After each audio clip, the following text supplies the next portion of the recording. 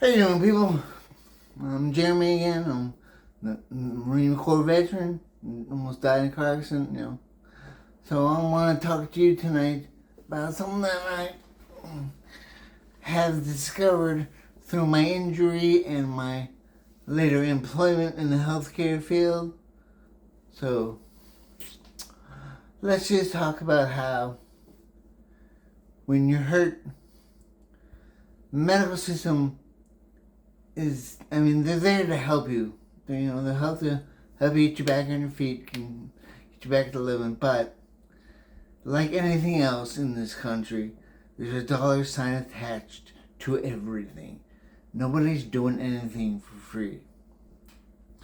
And people, unfortunately, are controlled by corporations, and they want to make the most money as possible.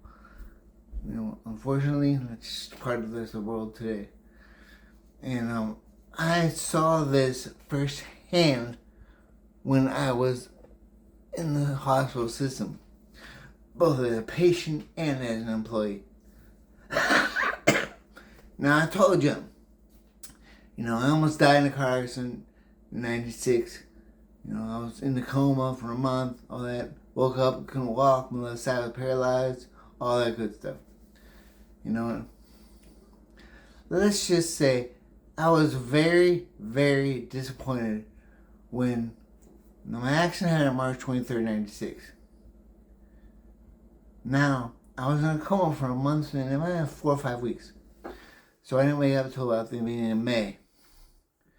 And I started my therapy and stuff. And I was first at Hannock Hospital in Erie, Pennsylvania. Then I was transferred. Once I came out of the coma and everything, I think, I don't know exactly because I was in a fucking coma. I don't know exactly what happened. I just remember what happened from when I woke up. And even that's a little bit shady because, I was coming off a major brain injury. So my memories aren't really perfect. I just remember, doing a lot of my rehab at LEAR, Lake Erie Institute of Rehabilitation. And I was there as an inpatient until June 21st, '96.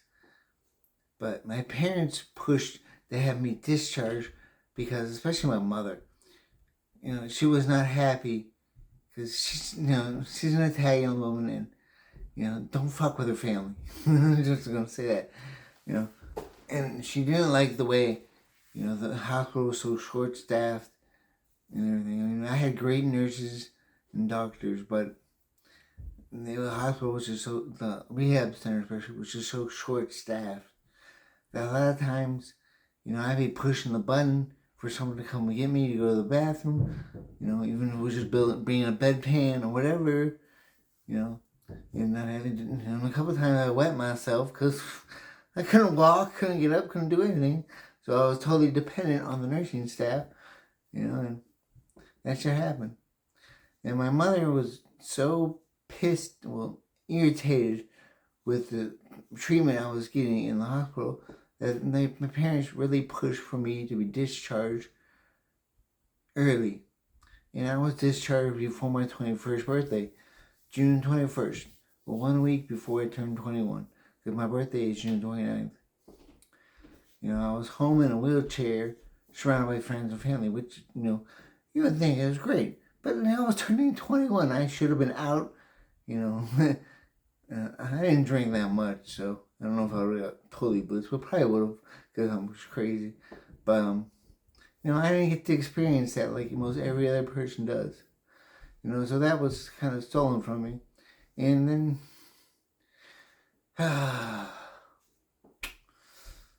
after that, thank God for my dad.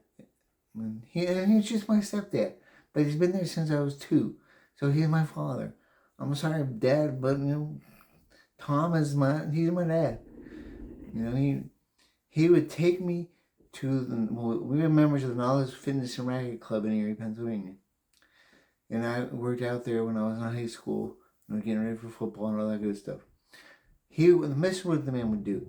He would get me up at 5 o'clock in the morning Well, I'd have to be up because we would leave the house by I think 5:30, and he'd take me to the Knowledge Fitness Ride Club, and take me in the pool, work on my walking, getting me to walk, do a little weightlifting and stuff like that, and then he would arrange for Lear to come pick me up at Knowledge and take me to rehab, and that was an all-day process. It was like going to school.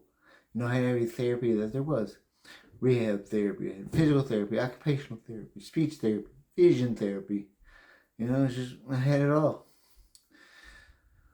So I had a full day of therapy, and then Leo would bring me home. They had a little short bus, I guess you want to call it. So then they'd bring me home, on the wheelchair and roll me back in the house. But, so that's what I had to do. And I was in therapy.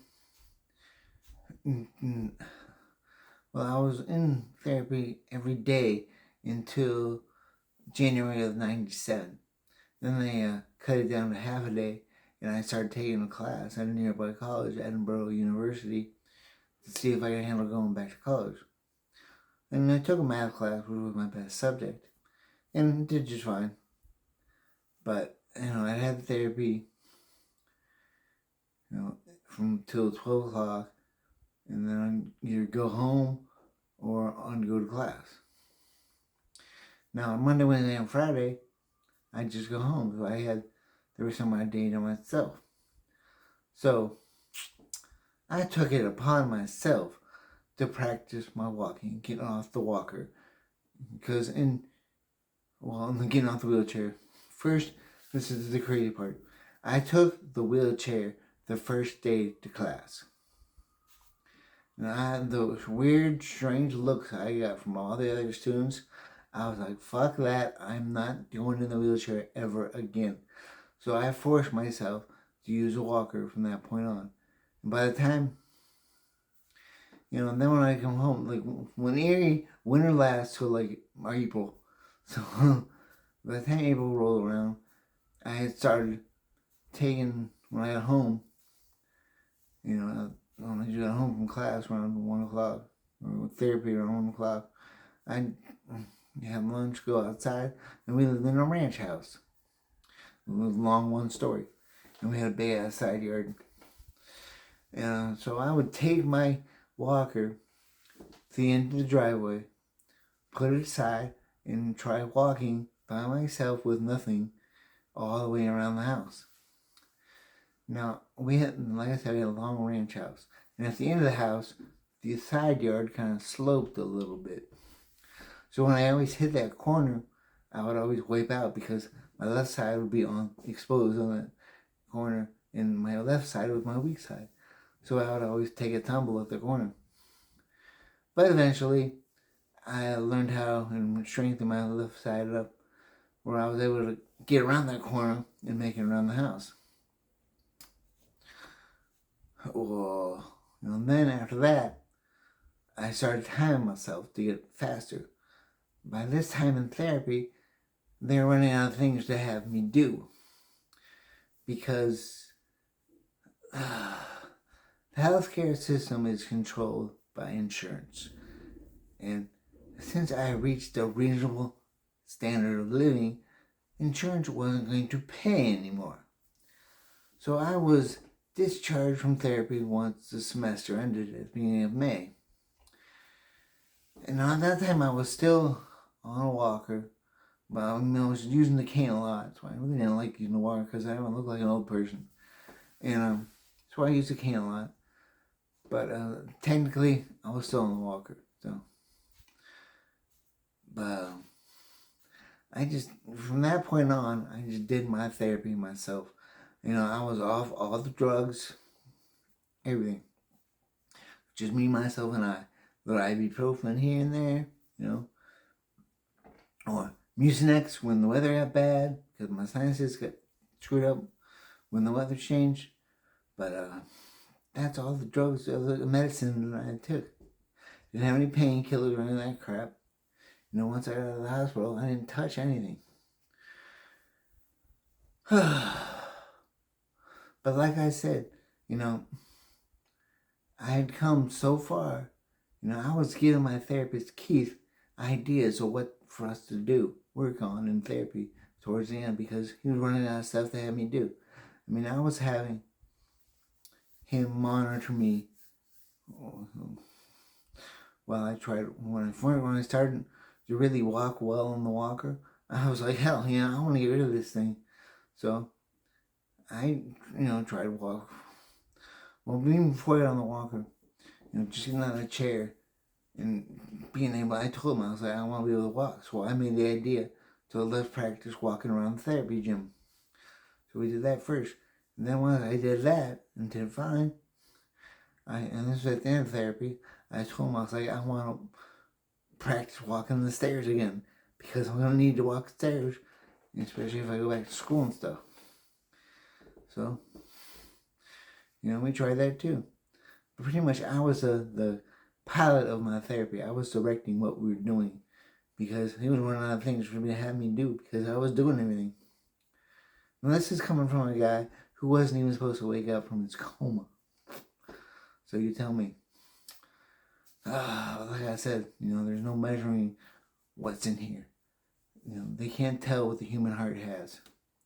What's in your mind, if you can see it, you can try it. I made myself walk again. It's kind of like the old Lethal Weapon movie. I think it was Lethal Weapon 3 or 4, where Riggs and Murtaugh. Riggs is pretty much just telling Murtaugh to will things to happen. So you gotta will it, man. So, will. I don't remember, it's too long ago, but I just remember that. But like I said, insurance controls the whole game. So as soon as I reached the reasonable standard of living, I was kicked out. So I had to do the rest of my therapy myself. And if it wasn't for my will and my drive, I'd still be walking with a cane. I wouldn't do any of the shit that I'm doing now. I went back to school, finished my associate's degree. This is after, after coming to Raleigh, North Carolina, living with my dad, working at Gold's Gym, because I got interested in fitness when I was at Edinburgh going to school. I started working as a fitness staff member in their little gym. And I got interested in personal training, so I flew down to North Carolina, to Raleigh, North Carolina. I set up interviews, and I got interviews at pretty high falutin gym, whatever you want to call it, field personal training area. Of course, I didn't get hired because I didn't have a personal training certificate yet, but I did all that shit. I'm a disabled dude. I don't care. I've been so close to death. What's the worst I'm gonna say? No. So fuck it, I did it. And I worked at Gold's Gym for 9 months. And it's just man, one day I'm working, right?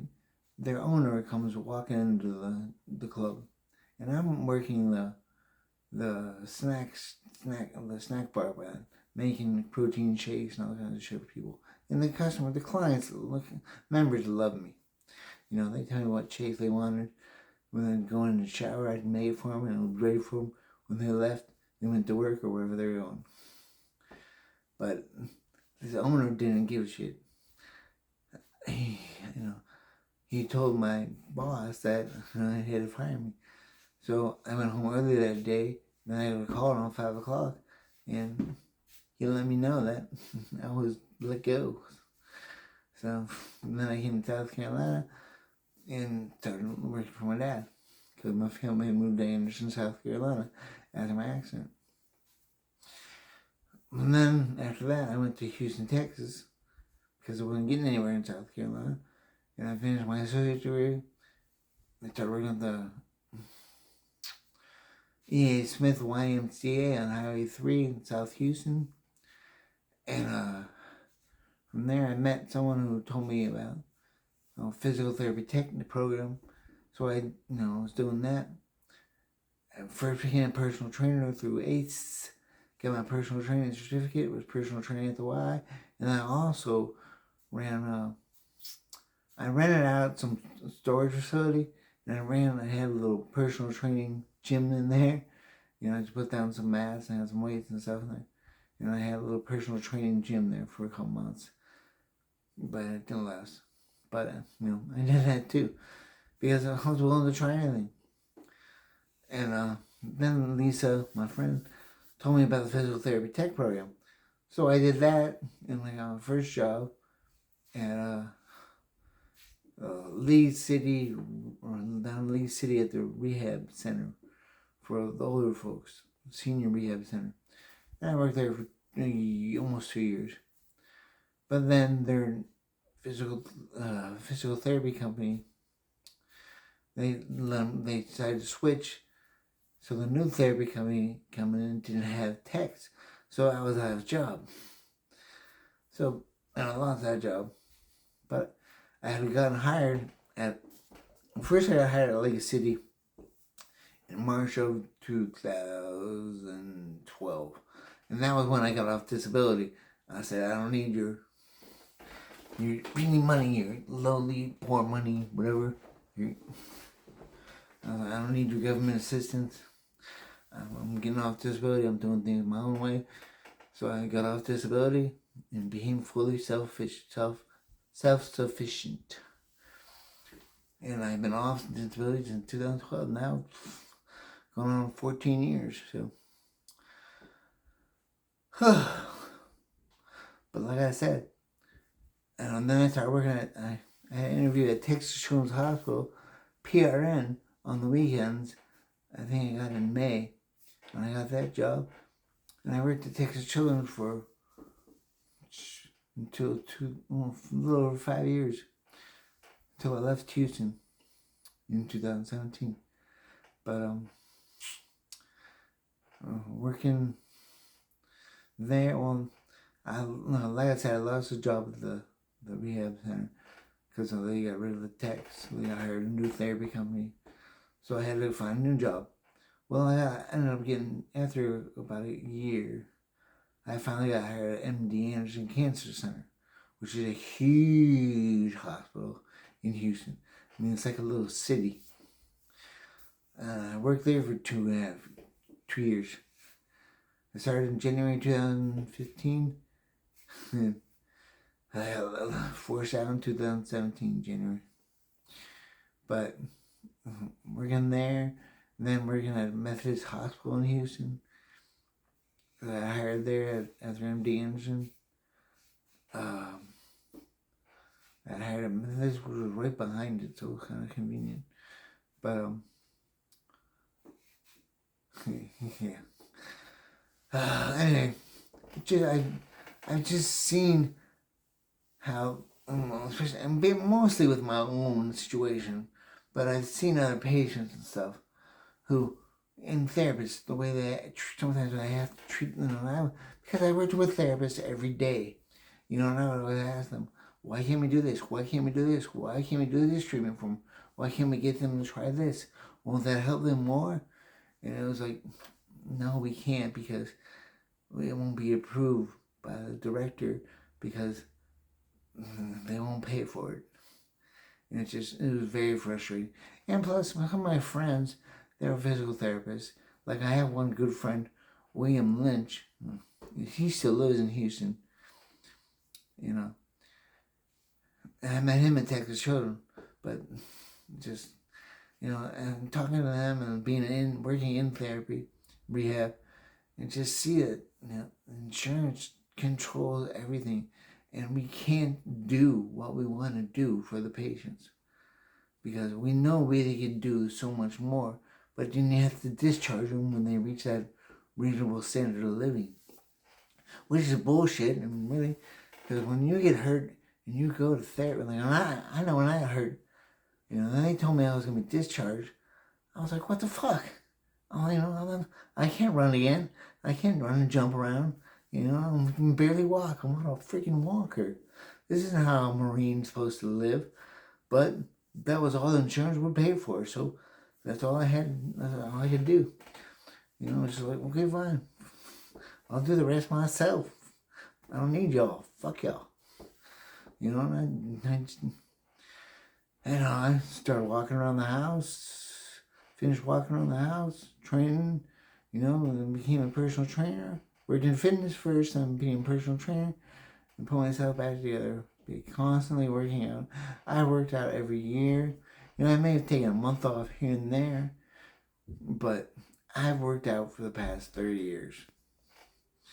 I'm not gonna. I've reached the point where I've got myself in such good condition, and also, this is huge. This is fucking huge. When my wife died in Houston, okay? We went to her brother's wedding in Banff, Canada. And everything was fine on Friday. We went out Saturday all over Banff and stuff. And then Saturday night she went out with her brother. But I don't need to know this. She ended up passing away on her brother's wedding day. So I had to fly home by myself.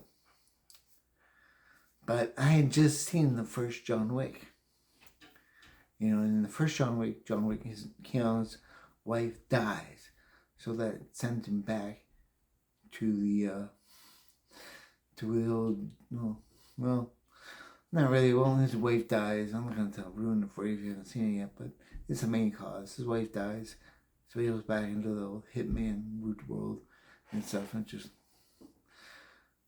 But there's this scene in the movie, where Keanu had just gone to his wife's funeral. He gets home. Everyone was there for the day. It's nighttime. Everyone has left. And someone delivers a dog to him. And there's a note from his wife with it. Because his wife had cancer and they knew she was going to pass. So she had a dog sent to him with a note. The note said, you just because I'm gone, you still need something to love. So here's a puppy that you can love.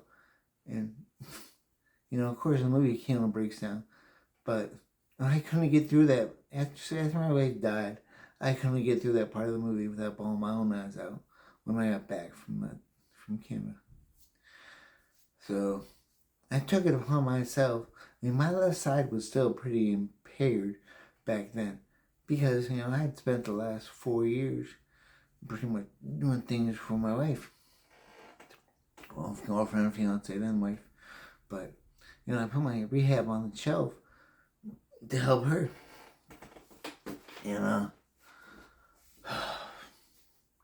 So once she died, I was like, fine, I'm just going to rededicate myself to myself and my rehab and get myself back to where I'm supposed to be.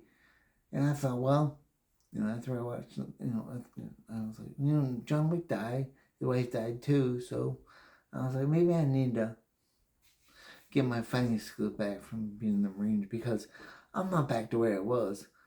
So I looked up all the places in Houston that may have had, and I was looking for something that had martial arts that Keanu had studied for the Matrix and for John Wick and stuff. And I couldn't find anything. All I found was this Israeli self-defense Krav Maga bullcrap. But, yeah. So when I finally decided to go back to South Carolina at Thanksgiving 2017, I started looking around in South Carolina for martial arts studios. And lo and behold, I found one in Greenville, which was a half an hour from where my parents lived in Anderson. So I called them up. I told them I was coming home and I'd be coming in to check them out after Thanksgiving. Sure enough, I went there in the second week in December, signed up for Wing Chun and started some of that stick fighting and stuff, it was called. But I did those two for the first year. And I quit the other one, but I still did Wing Chun. I ended up doing Wing Chun for 5 years, and it brought my whole left side back to life. My left side in some areas is stronger than the right now, because the right, has arthritis and all that shit. I had to rebuild it all. On the left side, I had to totally rebuild because it atrophied to nothing when I was in the coma. So, but martial arts brought me back to life because you have to use both sides of your body when you're doing. You can't just hide one side. So, but yeah, Raja Academy in Greenville on Woodruff Road. Raja, Raja, brought my whole left side back to life. I can't thank them enough. Siganal and Sifu Raja, thank you so much. I'll always be forever grateful for you guys. I may come back. I don't know. Let's see. But yeah, I just throughout my rehab, I looked for anything that could help me. I mean, I bought this book called The Mind and the Brain that pretty much is talk about how the brain functions and how you can rehabilitate areas that are injured. And one of the main things I found was that the area of my brain that was hurt was I think underneath the memory section that's underneath the thalamus, which controls your memory. And I couldn't remember crap of the first year, so my short-term memory sucked. But I learned how to rehabilitate it. So, and the best way to re-strengthen your brain is by learning new things. Because every time you learn something new, it fires new neurons in your brain. So you're activating parts of your brain that weren't used before. So therefore you're making your brain stronger. And the old parts of your brain that were injured, throw that out and you'll never use them again. But we only use like 30, 40%, not even that, but 25% of our brain in our life, really. So if you have any kind of head injury or brain injury, you can come back. You just got to figure out how to do it. And that's what I did. I figured out how to do it because I'm a stubborn bastard. And it's just like, I told my psychologist on my first day of therapy, she tried to tell me that things were going to be different and I was going to have to come to grips with the fact that I wasn't going to be able to do things I did before. Well, she wasn't exactly right because, no. I looked her right in the eye and I told her, you cannot tell a Marine what he can and cannot do. Of course, it was a lot slower and a lot more monotone because, it was just coming out of a coma. But that's what I told her. I was like, everything's going to be fine. I'm going to work hard when we get back. I'm not afraid. So, I'm going to keep trying until my dying day. So, and she just put down I was in massive denial and I couldn't handle my situation. But that's just, that's another thing about the healthcare system. All they're going to do is they're not going to take into consideration your heart and your strength, your mentality, your dedication, and stuff. They're just going to look at stats, what they find on paper, and say, oh no, the people have never done this, you're not going to do this. People have never, look at these stats. There's 20 people here that have never done this, never done that. And it's like, how can you even say that to people when you want them to try to rehabilitate themselves? That's like putting a dagger in their back. Someone's trying to rehab themselves and you're going to tell them, oh no, this is impossible because no one else has done it before. That's fucking bullshit. So any doctor or psychologist, therapist that tells you that should be fired as far as I'm concerned. Because that's not how you care for your patients. That's not how you give them strength and will to overcome things. And I just thought that was total bullshit from my original psychologist. I still remember her name, Sue Glenn. I'll never forget it because you motivated me to prove you wrong every damn day I was alive. And anyway, I'm gonna get off my soapbox. Okay, but like I said, insurance controls most everything. So, you gotta face that fact and just understand that you have to put it in your mind and will yourself to do things again. That's what I did. And looking at them, I guess that's it. Looking at little. It worked out pretty well for me. Okay. So, I think that's about it for tonight. So, Hopefully this hit you all in a good mood and you get some motivation and overcome any difficulties you have. So, see you later.